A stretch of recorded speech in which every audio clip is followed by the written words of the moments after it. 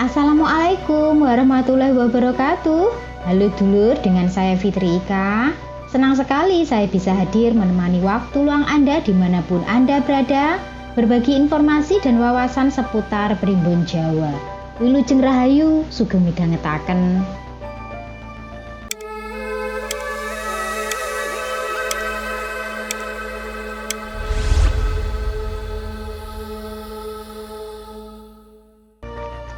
Di video kali ini saya akan membahas tentang ciri-ciri orang yang terkena santet dan juga cara menghindari supaya tidak terkena santet.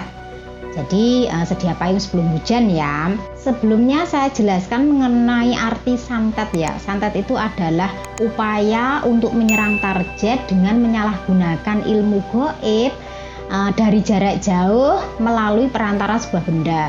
Dan biasanya benda-benda yang digunakan itu diantaranya boneka, kemudian paku, pisau, kawat, beling, silet, dan benda-benda yang intinya itu menyakiti ya, yang ditujukan pada bagian tubuh tertentu atau keseluruhan tubuh. Bagi Anda yang mungkin mengalami ciri-ciri yang saya sebutkan ini, bisa silahkan disimak ya. Barangkali secara sadar atau tidak sadar Anda terkena santet. Ciri-cirinya untuk orang yang terkena santet itu biasanya yang pertama itu emosinya tidak stabil atau tidak wajar. Yang biasanya dia itu seorang pendiam, biasanya orang yang ramah, grapia ataupun suka senyum gitu ya. Tiba-tiba dia itu gampang tersinggungan, gampang emosi. Dan emosinya ini tanpa sebab ya, hatinya itu terasa nggak enak aja, makanya setiap lihat apa aja itu rasanya dia itu kayak yang melihatnya itu sesuatu yang negatif begitu.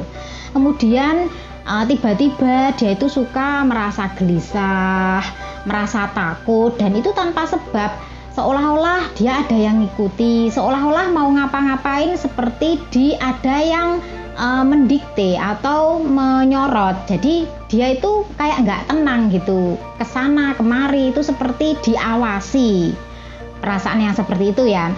Kemudian berikutnya itu dia kalau malam sulit tidur, gelisah, nggak tahu sebabnya apa, seperti insomnia. Tapi kalau insomnia kan bisa diobati ya, itu walaupun sudah minum obat tidur misalnya, maaf nih ya, dia tetap saja nggak bisa tidur tanpa sebab ini. Kemudian dia juga sering mimpi buruk secara terus-menerus.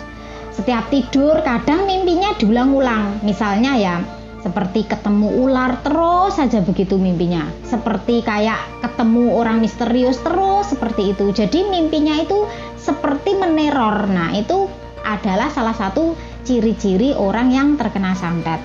Dan lagi, ini tubuhnya itu terasa berat. Bangun tidur rasanya sakit semua, berat, kayak jadi malas ngapa-ngapain. Mau beraktivitas itu kayak yang malas sekali karena merasakan tubuh itu kok gini ya, capek, berat. Padahal bisa jadi seharian itu dia tidak ngapa-ngapain. Itu bisa jadi karena terkena santet. Kemudian dia ini yang sangat menonjol, merasakan gejala sakit di bagian tubuh tertentu ya, tiba-tiba muncul, entah itu di dada, di pinggang, di kaki, tangan atau sekujur tubuhnya, tiba-tiba muncul rasa sakit seperti itu walaupun sudah diobati ataupun sudah ke dokter, dan dokter mengatakan tidak ada sakitnya ya, tidak ada sakit apa-apa, mungkin didiagnosa hanya kecapean, tapi yang dirasakan itu lebih dari hal yang biasa, dan ini bermuncul terus-terusan. Nah, itu adalah ciri-ciri orang yang terkena santet. Dari ciri-ciri yang saya sebutkan tersebut, itu bila Anda mengalami hanya satu atau dua saja, itu belum tentu dikatakan terkena santet ya. Tapi bila mengalami keseluruhan ciri-ciri yang saya sebutkan ini, berarti ada sesuatu yang tidak beres dalam tubuh Anda. Ini kemungkinan terkena santet ya, dan itu konsultasinya harus kepada yang ahli spiritual. Karena kalau datang ke dokter pastinya tentunya nanti diobati sesuai gejalanya, tapi setelah minum obat nanti yang muncul itu malah justru penyakit-penyakit lainnya, tidak fokus pada yang dirasakan. Kemudian bagaimana cara menghindari diri dari santet atau memproteksi diri ya supaya tidak kejadian? Ini yang pertama itu tentunya dan sudah pasti paten, yaitu mendekatkan diri kepada Tuhan Yang Maha Esa dengan cara rajin beribadah, tekun ya, dan orang yang dekat dengan Tuhan itu segala ilmu hitam itu pasti menyingkir. Dan yang kedua, ini bisa dilakukan dengan cara tabur garam di depan rumah. Garamnya itu kalau bisa yang tidak mengandung zat yodium ya, asli garam laut.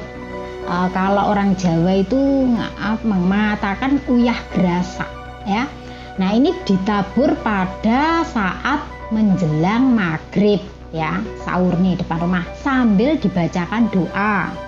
Kemudian yang ketiga itu bisa dengan menyiram air leri. Air leri itu air bekas cucian beras waktu pagi hari depan rumah ya. Pagi hari di depan rumah itu kalau Anda setelah ini cuci beras itu airnya dibuang di depan rumah sambil dibacakan doa. Kemudian pagari diri Anda dengan amalan-amalan tertentu untuk melindungi diri secara gaib. Bagaimana cara melindungi diri secara gaib? Yaitu dengan melakukan amalan-amalan tertentu, itu bisa dengan wiritan atau doa ya. Misalkan Anda membaca doa keselamatan, kemudian sholawat ataupun yang lainnya, yang intinya itu untuk pagar gaib diri sendiri, karena doa itu kan hubungannya dengan Tuhan ya. Jadi melalui doa itu Tuhan memberikan perlindungan diri khusus kepada kita secara gaib. Ada juga cara yang mengatakan itu tidur di lantai ya, artinya tidak menggunakan kasur yang tebal. Kalau zaman dulu itu pakai tikar ya, karena ada ilmu santet itu yang tidak bisa menembus ketika badan berhubungan langsung dengan lantai atau tanah. Jadi sebagian ilmu santet itu tidak bisa menembus seseorang yang badannya menyatu dengan lantai atau tanah ya, untuk beberapa hari lah ya, tidak untuk seterusnya, karena kalau tidur di bawah terus kan juga tidak baik. Itu hanya menanggulangi diri ketika ada yang bermasalah pada diri, sebaiknya bisa dicoba dengan cara seperti itu. Kemudian bisa juga dengan menanam pohon bidara. Ini adalah tanaman yang tidak disukai jin ya. Itu merupakan racunnya jin. Jadi kalau Anda menanam pohon bidara di depan rumah, itu kemungkinan besar santet yang masuk itu tidak bisa mengenai Anda karena sudah ada pagarnya. Kemudian berikutnya bisa menggunakan aksesoris seperti gelang ya, gelang yang terbuat dari kayu liwung, kayu stigi, kayu nagasari ataupun kayu minging ya. Jenis-jenis kayu tersebut adalah kayu anti ular. Ini bisa dibuat aksesoris, dibuat gelang seperti itu ya, ataupun kalung. Kemudian jangan gampang emosi, karena seseorang yang gampang emosi itu mudah sekali kemasukan energi negatif. Makanya harus banyak-banyak sareh, legowo, ikhlas. Orang ikhlas, orang legowo itu sulit dimasuki energi negatif.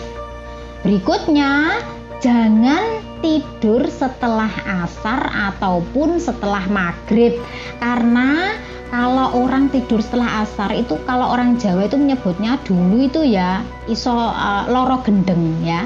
Kemudian kalau tidur setelah maghrib itu kan kekuatan energinya bangsa lelembut itu sedang powerfulnya. Jadi jangan dilarang tidur setelah maghrib itu, karena di saat kekuatannya kuat bisa mengenai sasaran ketika seseorang itu lemah di waktu itu.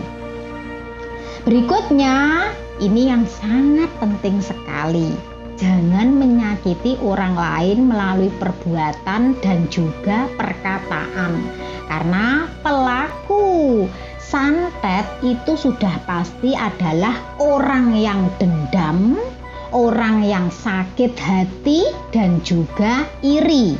Makanya kita untuk menghindari hal-hal demikian, jaga perbuatan, jaga ucapan, jangan sampai menyakiti hati orang lain, karena orang lain itu karakternya berbeda-beda ya, tidak sama.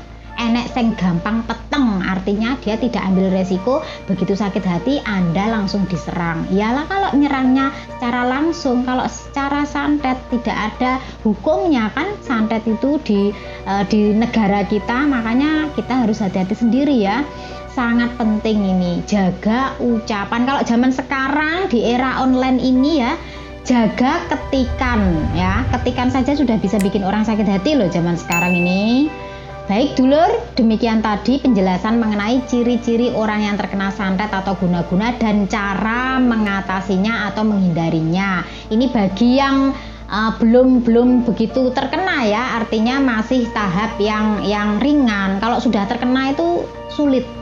Jadi hanya dengan cara seperti ini kurang. Semoga informasi ini bisa bermanfaat dan menambah wawasan. Pesan saya, jaga hati, jaga diri, dan jaga lati. Ucapan ya. Baik, terima kasih. Saya Fitri Ika. Salam Rahayu. Wassalamualaikum warahmatullahi wabarakatuh.